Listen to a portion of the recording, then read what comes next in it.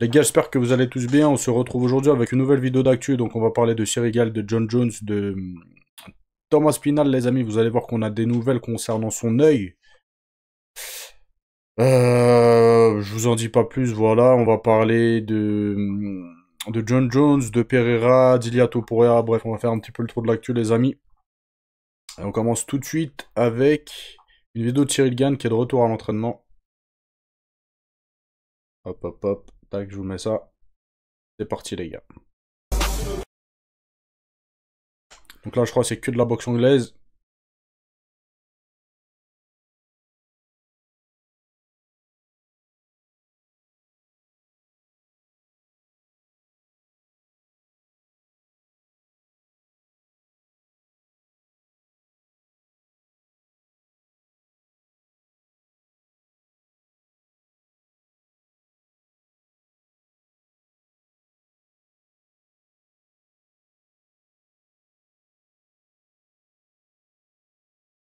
Il devient bon, hein. Il devient... Après, bon, c'est un entraînement, les gars, d'accord?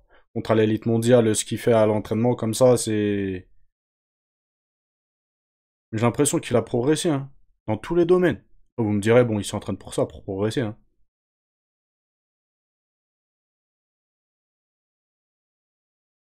On continue, les amis, avec le fils du président des States. Il a pris la parole, d'accord? Et ils ont dit quoi? Voilà, Dana White, faudra qu'il ferme sa bouche et qu'il accepte, en fait.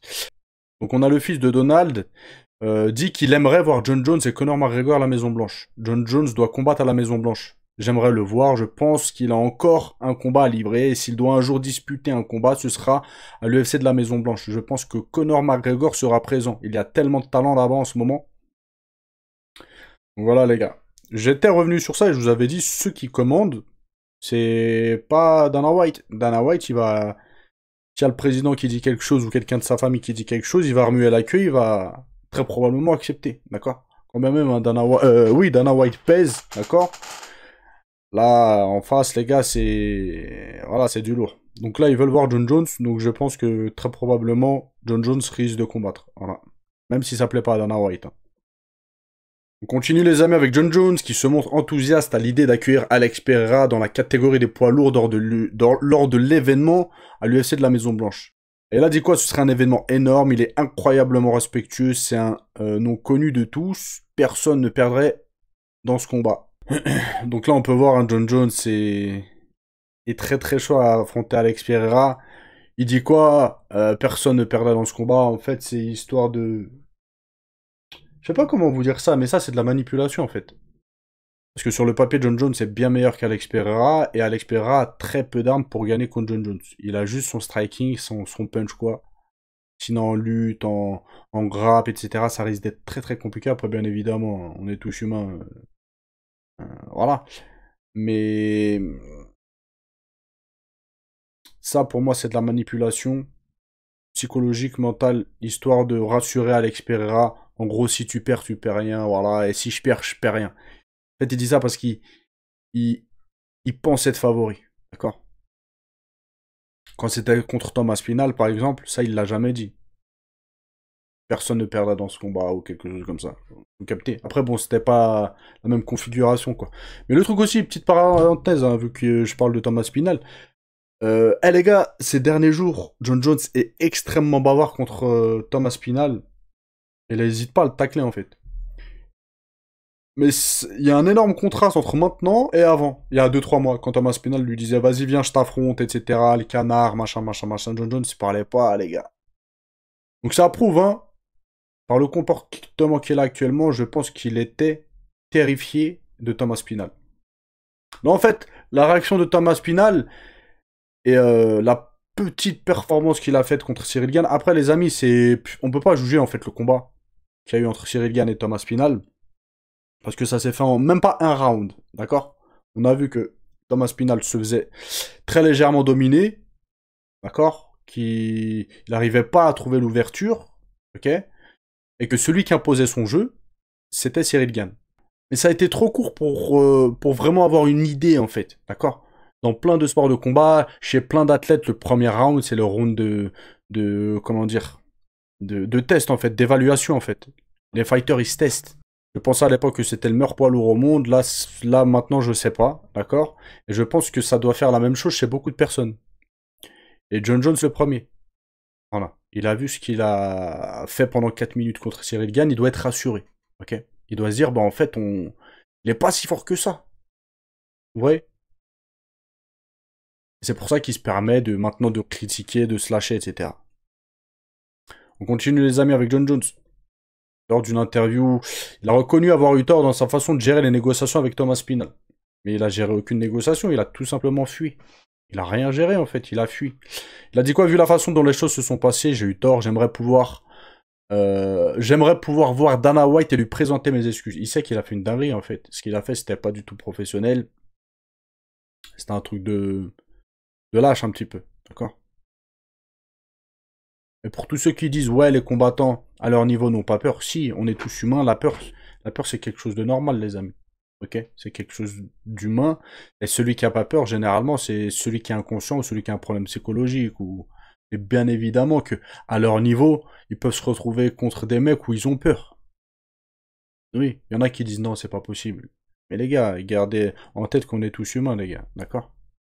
Et pour moi, je pense que John Jones avait peur de Thomas Spinal. Voilà. Même lui, il revient sur ça, ouais, j'ai pas géré les négociations, j'ai déconné, etc. Pardon, Dana White, machin. Il sait qu'il a fait quelque chose de pas du tout correct et c'est pas qu'à Dana White qu'il faudrait qu'il s'excuse. C'est aussi quand même vis-à-vis de Thomas Spinal. Thomas Spinal n'a pas combattu pendant plus d'un an. Et vis-à-vis de ceux qui suivent l'UFC et ceux qui suivent le MMA. Parce qu'on était tous dégoûtés de cette situation-là. Donc c'est bien de s'excuser par rapport à Dana White, mais excuse-toi aussi auprès du public. On continue les amis, avec Topuria. On a Michael Chandler. Ah, il dose pas lui. Il affirme que selon lui, le combattant le plus talentueux de la planète, c'est Ilia Topuria actuellement. Ah, il dose pas les gars. Et là, dit quoi? Je pense qu'Ilia Topuria est le combattant le plus talentueux de la planète en arts martiaux mixtes en MMA. Lui et Alex Pereira sont de véritables monstres, mais je pense qu'il y a un léger avantage sur lui. Bah, vous voyez que là, le mec, il est à côté de ses pompes, je crois, il a mangé trop de gauche dans sa tête. Après, moi, je donne mon avis, les gars, pour ceux qui me suivent hein, depuis un moment, vous savez que je serais pas du tout d'accord avec cette sortie-là. Après, là, je vous ai donné un mec qui va dans le sens d'Ilia Topuria et d'Alex Pereira, mais il y en a plein qui vont contre eux, des combattants de haut niveau. Et c'est bizarre, en fait, que... C'est pas bizarre, mais on voit que tout le monde a un avis, en fait. Et même au plus haut niveau, des mecs qui sont au plus haut niveau, leur avis diffère en fait. Il y en a qui disent c'est Islam Makhachev le meilleur combattant au monde. Il y en a qui disent c'est Ilia Topuria. On continue les amis avec ce mec qui a posté une photo d'Ilia Topuria et d'Alex Pereira. Regardez ce qu'il a dit et je suis vraiment d'accord avec lui. Il a dit quoi? Et je suis censé penser que Topuria ne pourrait pas battre des poids welter. Lol, le mec est énorme. C'est vrai qu'il est énorme. Il est énorme. Les gars, regardez. En taille, il est pas si petit que ça. Wesh! Il est plus large qu'Alex Pereira. Il fait plus massif qu'Alex Pereira, les gars. Il a une grosse tête. Regardez sa tête. Sa grosse tête. Regardez ses épaules comparé à Alex Pereira. Ah bah, on comprend maintenant qui dit, ouais, combattant 66 ou 70 kilos, c'est compliqué de faire la pesée et tout. Parce que le mec, c'est un bœuf. Là, le mec, il peut combattre en 77 kilos normal. De toute façon, il l'a dit, de toute façon. Il fait plus de 80 kilos, je crois. 85 kilos ou... Non. Quand il est hors combat, en fait. Les gars, on continue et termine avec la blessure de Thomas Spinal. Et il semblerait, selon Dana White, qui a pris la parole là il y a quelques heures, donc il donne de ses nouvelles. Et il dit que potentiellement il pourrait y avoir une revanche dans pas très longtemps face à Cyril Gane. Il a dit quoi? Il n'a pas de décollement de la rétine et son œil n'est pas endommagé. Il devrait se rétablir rapidement et on décidera ensuite quand reprogrammer le combat. Bon les gars, hier, avant de voir l'info là, je me suis dit je vais vous faire une vidéo et je vais vous dire ce que je pense concernant la situation. Parce qu'on n'a pas de nouvelles de Thomas Spinal. D'accord? Et je m'étais dit, bon, pas de nouvelles, c'est chelou.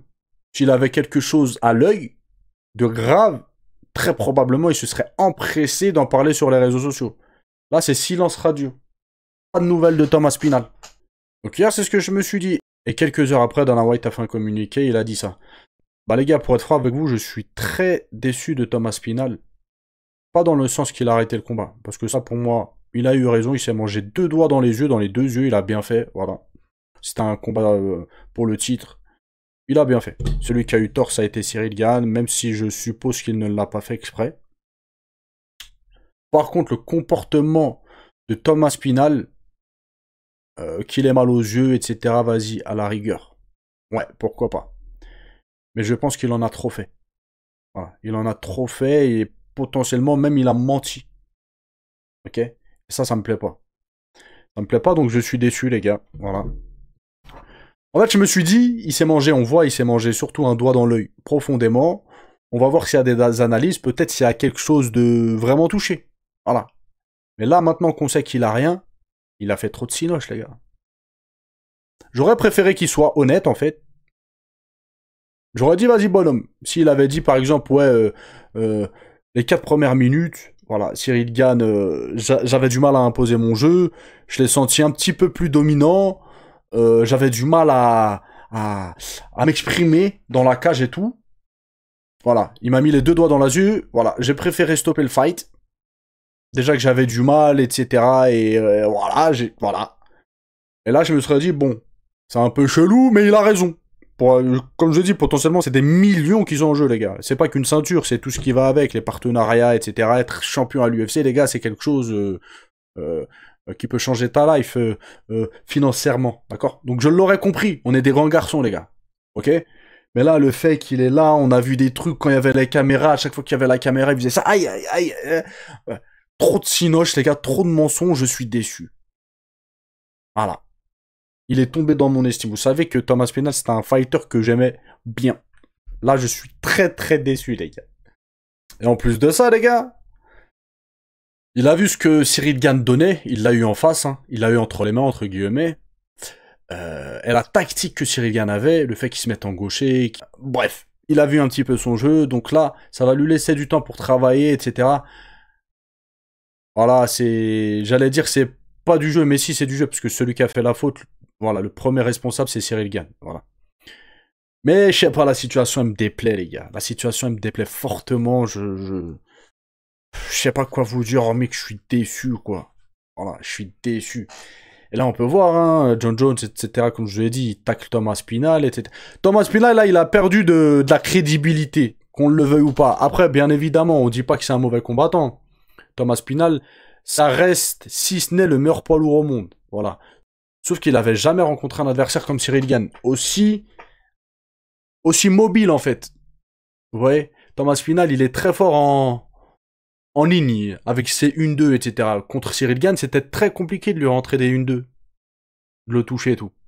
Mais il a quand même baissé dans mon estime, et je pense dans l'estime de beaucoup de personnes. Voilà. En tout cas, il est silencieux sur les réseaux sociaux. Attendez, je vais regarder quand même, on sait jamais. S'il a mis quelque chose. Hop. Thomas Spinal. Ah non, il n'y a rien. Il est très actif de base sur YouTube ou sur Insta, etc. Là, il n'y a rien. Bref, les amis, c'était la petite vidéo du jour. Je vous laisse. Je vous dis à plus tard. Ciao, ciao.